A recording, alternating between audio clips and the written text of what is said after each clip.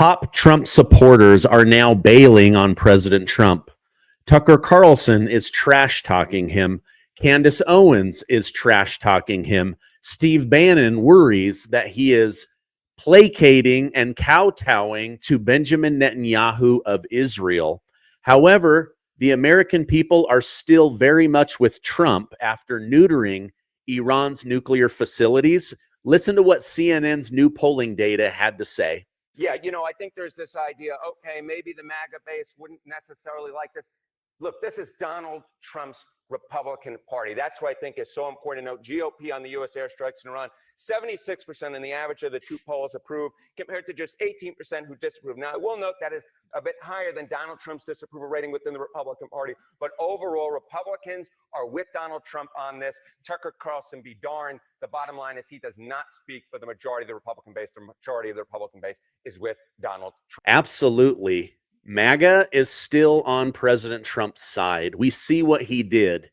He was using peace through strength. He had to go in and neuter the program, take back control of the situation from Israel, and show American dominance. Now, a big achievement happened yesterday. House Foreign Affairs Committee Chairman Brian Mast applauded the House passage of H.R. 260, the No Tax Dollars for Terrorist Acts, that my special guest, Congressman Tim Burchett, has been working for over a year to pass. Why on earth we were still sending $40 to $80 million of cash to the Taliban every week is beyond me. Now, this bill seeks to prevent U.S. taxpayer money from reaching the Taliban, following revelation that the Biden administration had approved sending money to the terrorist group on a weekly basis and in cash so that it could not be traced. This bill builds on earlier Republican efforts in Bill 6586, aiming to cut financial aid to the Taliban. Right now, it's believed that we have sent over $5 billion to the Taliban terrorist group. Let me pull up what Congressman Tim Burchett had to say. It's really, really amazing. 1, keeping financial and material support out of the hands of the Taliban. 2, reporting on cash assistance programs. And 3, reporting on the Afghan Fund and the Afghan Central Bank. I'd also like to thank my dear friend Sean Ryan from Middle Tennessee, former Navy SEAL, who brought this to my attention, and my good friend Legend, who also is, he goes by that name because he has a hit out on his life, because he's taken a tough stand. He's an Afghan that fought for America, and he's my friend.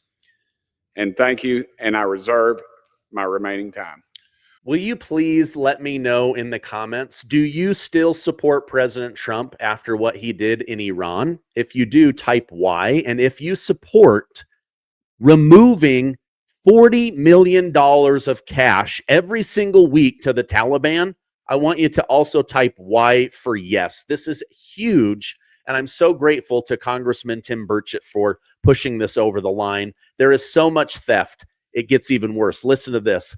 A seasoned political consultant is now facing prison time after admitting to a years-long scheme that siphoned off campaign money and defrauded the IRS out of hundreds of thousands of dollars. Who is this? Catherine Margaret Buchanan from Alexandria, Virginia, who just pled guilty to embezzling $840,000 and then committing tax fraud. Now, for more than 20 years, Buchanan worked as a treasurer and a compliance consultant. So she's the very person that would have caught herself, which is how she knew how to get around it. Between 2020 and 2024, she siphoned off hundreds of thousands of dollars for credit card bills, vacations, personal gain, buying off third parties to remain quiet, luxury hotels, vacations, landscaping, fine dining, Peloton bikes, a luxury vacation to Italy, concert tickets, yacht tours in the Mediterranean, and legal expenses. This woman is now going to jail for a minimum of 5 years. Now, on the topic of money, Hunter Biden is now being sued by the lawyers that represented him. He's over $50,000 behind in legal bills, and they want their money. The charge stems from services provided during the gun trial and the tax evasion trial. Biden was convicted of 3 felonies and faced up to 7 years in prison. However, Daddy was able to get him out of prison time. His legal team, led by Abe Lowell, the same person representing Letitia James, managed his situation when it was proven that he had stolen $1.4 million from the IRS. Mounting debt, poor art sales, and book sales have now displaced him, and he says that he is now absolutely broke. To make matters worse, he tried to sue 2 different MAGA people for defamation, and now he's run out of money to be able to go after them. All right, now in some international news, a major breakthrough came yesterday as President Trump secured a ceasefire between Israel and Iran. Now he's frustrated. He's frustrated with Iran and Israel. So frustrated, he actually dropped the F-bomb on live TV, which is a big no-no. Later, he wrote, "The ceasefire is now in effect. Please do not violate it." President Donald J. Trump. And let me show you what Vice President J.D. Vance had to say about President Trump and the success of this Iran situation. Seconds ago, the president went to Truth Social and typed this: "It has been fully agreed by and between Israel and Iran that there will be a complete and total ceasefire." Complete and total ceasefire is what he typed. Yep. What does that mean? How did it come about? What's the development here? Well, we were actually working on that just as I left the White House to come over here. So that's good news that the president was able to get that across the finish line. I think what it means, Brett, is quite simple. First of all, the president, without, knock on wood, having a single American casualty, obliterated the Iranian nuclear program. We are now in a place where we weren't a week ago. A week ago, Iran was very close to having a nuclear weapon. Now, Iran is incapable of building a nuclear weapon with the equipment they have because we destroyed it. So that's a very, very big thing. Now, what that means, I think, is we have to talk to Iran and, of course, to Israel about what the future holds. Because while we have obliterated the Iranian nuclear program, our hope and our expectation is that they're not going to try to rebuild that program. And I think that's what the president is really trying to figure out here, is to build a long-term settlement here to where we can have peace in the region, where our regional allies and, of course, the American people, most importantly, can be secured, but where we can ensure that the destruction of the Iranian nuclear program that has already happened is not something they try to rebuild. All right, now there was a major leak from the Pentagon or the White House. They're still trying to figure out who it was, where there was an initial report saying that although this Iran secret mission, Midnight Hammer, was successful, it really only delayed things by maybe 2 months. However, now a new report out from energy and nuclear scientists, they're saying that at a minimum, Iran is now many years away from being able to rebuild. They don't have the centrifuges to spin down the uranium. So this is a massive win for America, for Israel, also for global peace in the Middle East.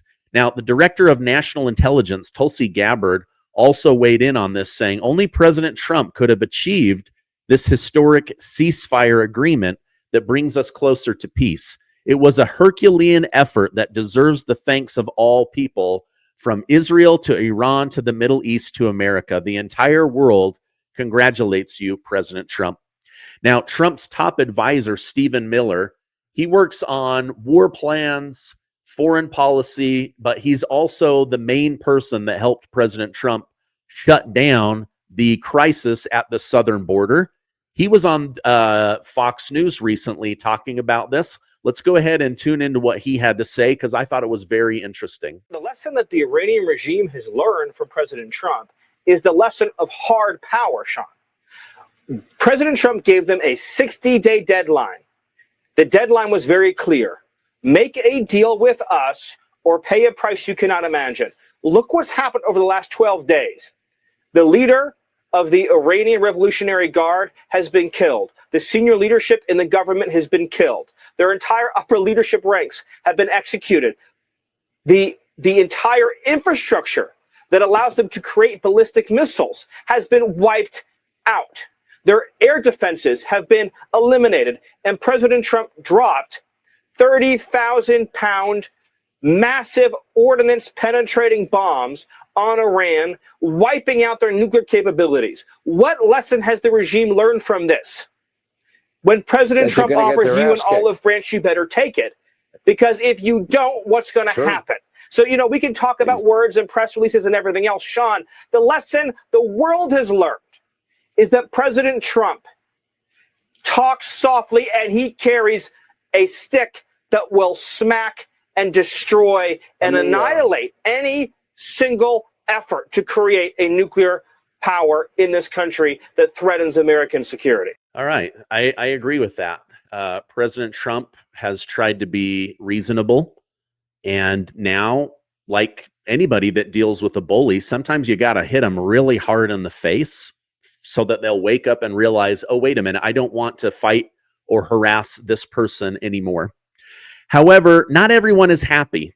Some people have grown dissatisfied with President Trump's recent actions and are very unhappy with him. Conservative commentator Candace Owens says she now regrets backing President Donald Trump in 2024, admitting she feels embarrassed for urging others to vote for him. What? Oh my gosh, this guy is doing so much for the things you talk about, right? Like putting the DEI to the side, the woke to the side, the transgender to the side, getting the border secured, getting the fentanyl crisis under control, getting the vaccine situation, the COVID situation, the voting situation. But you are so bitter about Israel that you can't even see the good that President Trump has done. Now, during an appearance on Piers Morgan, Candace Owens blasted Trump's decision to launch U.S. B-12 stealth bomber strikes on Israel's nuclear facility. Candace Owens said, "This is not Trump's decision. It was Bibi Netanyahu's decision, and that is the reason that he did it. We're very aware that Israel is dictating our foreign policy, and we'd now like that to stop." So she's jumping on this bandwagon that Israel has completely infiltrated the U.S. government, that they control President Trump. She's not wrong. They have major influence over America. I mean, I just saw a video last night of former President Richard Nixon saying that Israel is one of the strongest lobbyists in America. But I believe that this was President Trump being in control as president of the United States. That said, according to The Hill, Israel has reportedly prepared to launch strikes on 15 key Iranian regime targets in response to Iran's missile attack on northern Israel, which breached the newly established ceasefire. So President Trump, he understands this ceasefire is fragile. He's doing everything that he can, but at the end of the day, he doesn't control Israel, and he does need to make sure that Israel is not controlling him.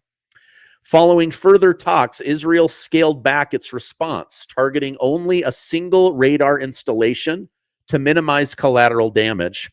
President Trump, reportedly angered by Israel's initial plans, stressed the importance of honoring the ceasefire. Do not break your word. You make you look bad and you make me look bad. Now, Steve Bannon, a former top advisor who went to jail for President Trump and the Constitution, weighed in on this. I don't believe that he is trash talking Trump. I believe that he is trying to make sure that Trump remains in control of the American government. Let's listen to Steve Bannon together. You have the gall, particularly of what this guy did for you and the grief he's taken over here. You had the gall when he said, "This is what I've done, and I need you to be a partner. I need you to stand down." First is where I can't stand. I can't stop at all, which is another lie of the many lies we've gotten from the Netanyahu government. a bald-faced lie. But then he says, okay, I need you to stand there. I can't have any scale. If you can't get some guys back, it's fine. Goes to bed, gets a couple hours sleep, wakes up, and you lied to him. That's why he's furious. That's as mad as I've ever seen the President of the United States. And think about it. How did you get his anger like that, given everything he's done for you and the pressure he's under and a couple hours sleep? Now he's got in a freaking plane and fly for what, 6-8 hours? To sit down with this crowd at NATO, which he's just wildly enthusiastic about doing that. And plus putting himself going in the air at a time when you're in a shooting conflict in the world, putting his life at risk to do that. And this is what he gets. This is the thanks he gets. Don't sit there and don't glaze him. Netanyahu goes on Israel TV and glazes him. Don't glaze him. Don't slobber all over him. It doesn't mean anything. You showed what you really thought of him last night. Oh, President Trump's the greatest. You showed exactly your appreciation last night. You showed exactly. And do I see any of the Baghdad Bob equivalents, the Tel Aviv Levins or any of this crowd today calling him out? They never call out Netanyahu, who got Israel into this. And for supporters of Israel, which is kind of on the ropes about this, makes it very hard when your top guy's dealing from the bottom of the deck and is not straight. And in fact, not only not straight, he's a bald-faced liar. Okay, so again, I believe that this is Steve Bannon speaking truth. President Trump put his reputation on the line. He's putting his life on the line, trying to be good to one of our better allies. But the Netanyahu government, not the country of Israel, but the Netanyahu government continues to betray Trump and then ask for help and then betray Trump and ask for help. And then you wonder why so many Americans say, is Israel controlling Trump and the American government? I don't believe that that is true, but I believe that Trump is losing his patience with Bibi Netanyahu, and he wants this to come to an end. Just like I would say with Zelensky, you can't say you want to end the war and then bomb Russia and blame Putin. Just like Netanyahu and Israel cannot say they want a ceasefire and then go bomb Iran and then blame Iran. So I believe President Trump is doing everything within his power to bring this thing to an end. All right, now switching to immigration, the Supreme Court has sided with the Trump administration, allowing deportation to third countries like South Sudan.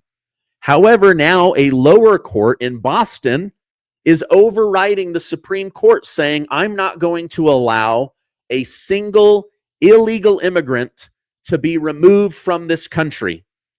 So what's the point of a president if a low-end judge who is a Democrat, someone of the opposite party, can control a Republican president? What is the point of a Supreme Court if a low-end Democrat judge can control the Supreme Court? This is not how America was supposed to be set up. So this is going back to court, and they're going to have to deal with this again. All right, now listen to this. I'm going to put a video right here that I want you to watch. Kamala Harris gets absolutely humiliated by one of her biggest donors that she is begging to support her running for president, and she completely fails. On top of that, she gets implicated in an $800 million scam. I'm going to leave it right there. You guys stay amazing. I'll be back on later with more news. Thank you so much, and I'll see you on the next one.